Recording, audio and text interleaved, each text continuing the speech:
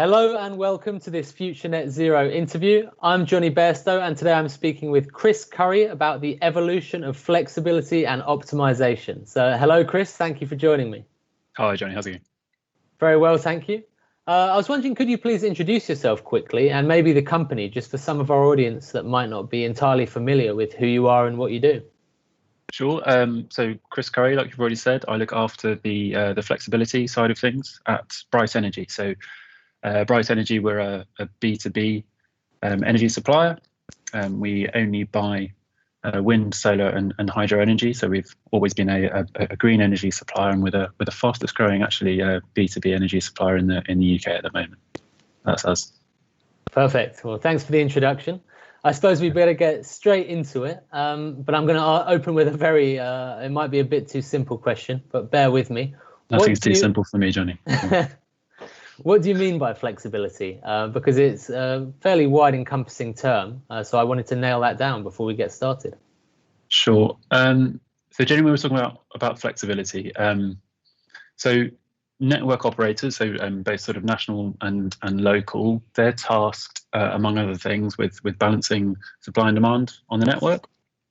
So lots of that they can do in advance by scheduling generation, but generally when we're talking about flexibility or optimization, we're talking about the near-term management of that requirement. So either again fluctuating the levels of generation on the system to find that balance, but equally in the near term you can sort of control the demand side of things as well, in an equally effective sort of way. So generally that's what we're talking about when we talk about demand side response or optimization in a business context. It's that element of controlling a demand asset. So taking an electrical asset and altering the way it operates based on some sort of outside signal, whether that's for a technical grid reason or a financial incentive or some sort of carbon incentive as well. And it's changing, isn't it, the world of flexibility? Yeah, I mean, it's definitely changing. It's coming to the fore. You know, it's always been there. It's always been necessary as a way to manage the network. But as we get more and more renewables onto the system, it's going to play a much bigger role, really. And there's two main reasons for that. I suppose, you know, the first one, as I've mentioned, we are getting an increasing amount of renewable energy on the system, so you know, wind and solar, which is great because it's much greener, but it's also the generation patterns are more volatile, so less controllable or dispatchable, as we say. So we're going to need more flexibility or deeper levels of flexibility in order to manage that aspect on a national level. So in that way, it's going to directly help us deliver net zero, I suppose. Absolutely. I mean, it's a fundamental part of it. I don't think we could deliver net zero without flexibility, and certainly more flexibility than we have on the system now. So we've always had flexibility, and it's always been a necessary part of the system. But as we sort of go down this road of decarbonising our energy system, we're going to need more of it, basically, and that's really down to two reasons: to balance these increasing levels of wind and solar, which are greener but sort of more intermittent, but also at a local level as well. So there's a growing need to balance local energy networks, so managing from a bottom-up perspective, and that's due to the adoption of more electric vehicles, electric heat in our systems, and then sort of self-generation. So those are the two main drivers, really, of these increasing need for flexibility on our system. That's that sort of national level to balance generation, but from the bottom up to balance local systems also. And is the flexibility, where's it going to come from? Is it coming from generation? Is it coming from batteries? Yeah, so all of it really. It's going to need to be a mix, and there's going to be flexibility at different levels of the system. Absolutely, lots of it can be done by rescheduling the generators to some sort of extent. You know, they tend to be that little bit bigger, and historically, when we had a lot more sort of coal and gas on the system, they were dirtier. But actually, you can control those. You can tell them what to do. A solar farm is not as obedient, really, so we're not able to do it as much. but as you say, there's new sources of generation coming on. So there are specific sort of flexible assets, things like energy storage, which can provide a lot of these flexibility needs, basically. And on top of that, there's all of the demand side of things. So electrical assets that businesses are already using, but also looking at new electrical assets that businesses are beginning to adopt also. Are there any targets in place to kind of drive this flexibility and make sure we get to a certain point in order to support the transition? Yeah, so I mean, there's lots of targets in terms of the flexibility that we're going to need. It's in the sort of tens of gigawatts, but as we said, that can come from all different sources of flexibility. So you might see some of it coming from hydrogen. There'll still be some sort of cleaner versions of gas. There'll be large sort of energy storage. When we think about it from a demand side perspective, there is a target of having 20% of all industrial and commercial demand as flexible in order to meet this sort of net zero challenge. So we're nowhere near that yet. So there's a big opportunity there in front of us to aim at. Yeah. And talking of opportunities, I think a lot of the audience listening in might be from businesses that are working to deliver net zero themselves and kind of realizing the value of flexibility. What will all of this mean for them? What does it mean for businesses?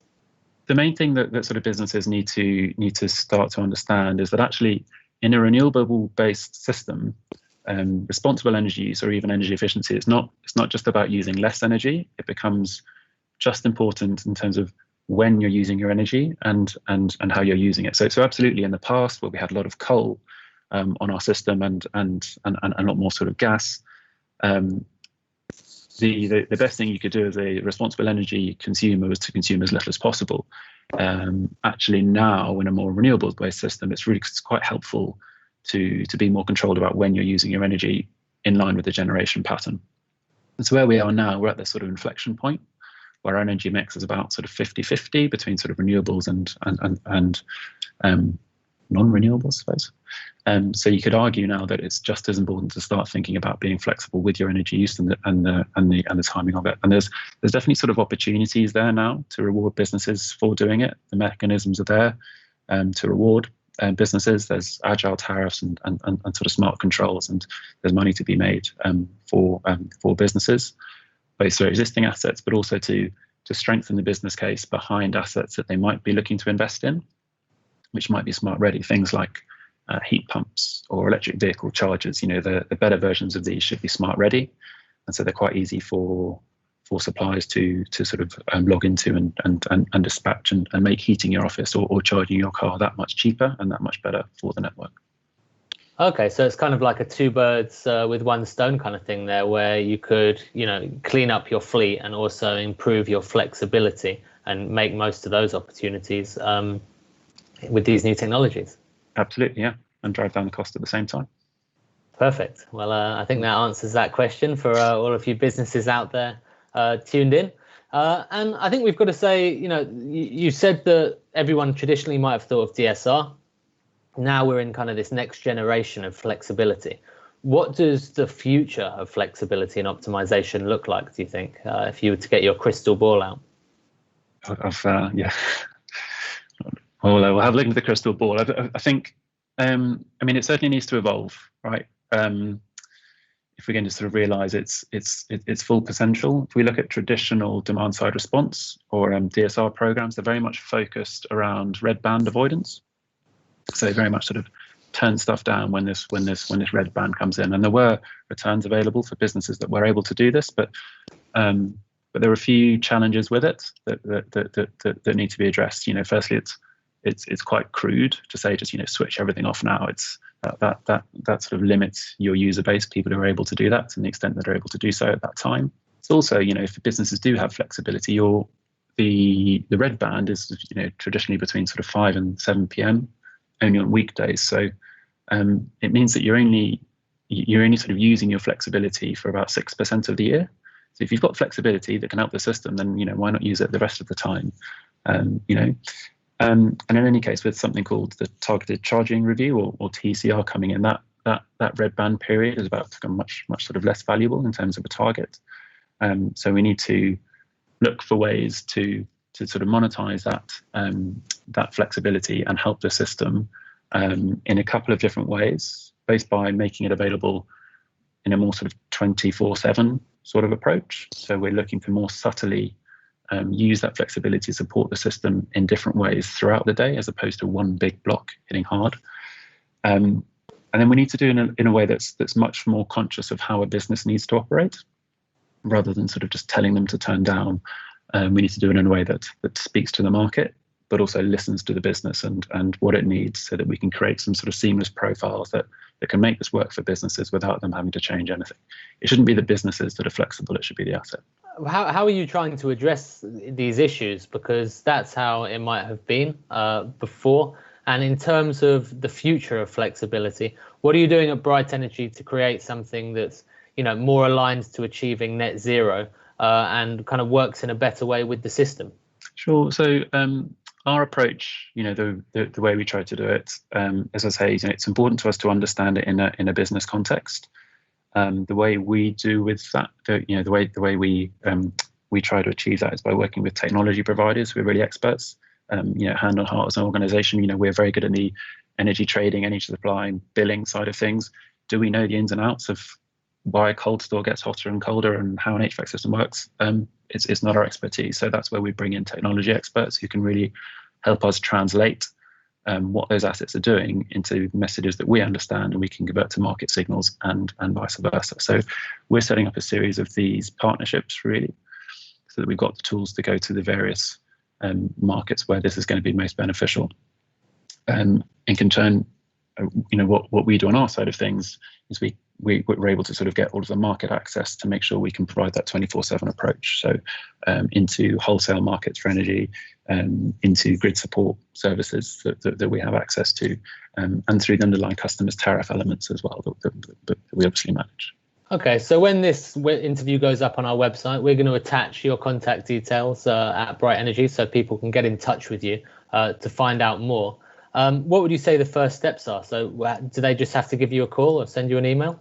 I mean, we're always happy to take calls or emails. The hard thing's getting me to stop talking about it, actually. So I'm always happy to take those calls. We'd love to sort of get a good understanding of the business first. There's no two businesses are the same. Everyone's unique. So that first step is always just having that conversation and understanding what the business needs are. And from our perspective, understanding what's there on site that we might be able to help with. And then we'll take it from there. If we can't help, then no harm done. We can point them in the right direction. But hopefully there'll be something to be done. Perfect. Well, there you go, everyone. You know where to go. And thank you very much, Chris, for the conversation. I look forward to catching up in the future to talk more about it. Likewise. Cheers, Johnny. Good to talk. Cheers.